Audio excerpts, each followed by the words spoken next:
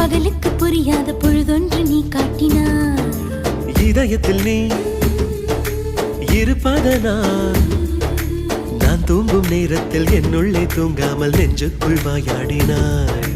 கண்ணாடி நீ கடிகாரம் நான் உன்னுள்ளே ஓடோடி வாழ்வேன். காதல் எனும் கடுதாசி நீ என்றென்றும் அன்புடன் நான்